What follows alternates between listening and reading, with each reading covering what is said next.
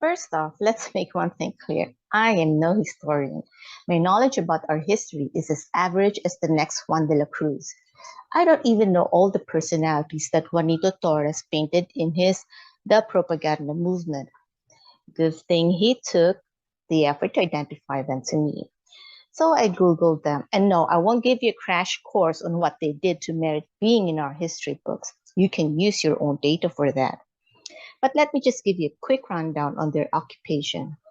Dominador Gomez was a doctor. Jose Maria Panganiban was a writer and politician. Graciana Lopez Jaina was a journalist. Mariano Ponce was a doctor and writer.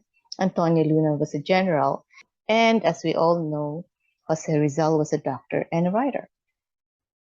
Propaganda has become a dirty word in our time because it means advancing the agenda of a person. It doesn't matter if the agenda is not beneficial to the nation. Again, as I am no historian, I don't know if the meaning isn't new to our times or if it had the same meaning back in the 19th century. But I remember as a school kid, I was taught to associate propaganda as something good and heroic. In that context, propaganda was La Solidaridad, the newspaper that had the nation's good as its agenda. That's the one Jose Rizal is holding in his hand. I can only imagine that if these men were alive today, they would be called names, smart shamed, and tagged in all colors their opponents can think of.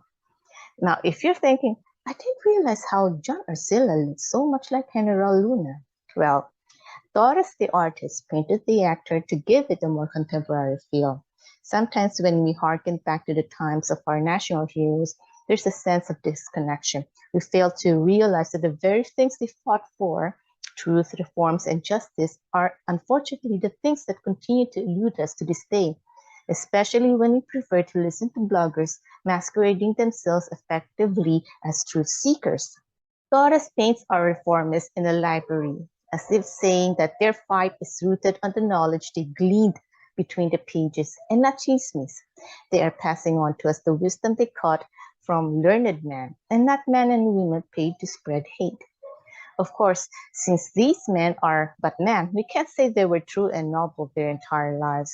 Some had the quote-unquote good fortune to die early, living and fighting for truth before old age, cynicism, and practicality turned them into the very thing they fought against. But know what? There is someone here who lived to be pure and true all his or her life. Filipinos believe that to be true of dogs. That's why we call them bantay. We trust them to guard and protect us, that we can go to sleep at night knowing we are safe and we will never be betrayed, the same way how some people today whom we trusted to guard and protect our national interest have turned their backs on the very ideals they were known for back then before they started serving their own interest and agenda. True heroes are essential. Art is essential.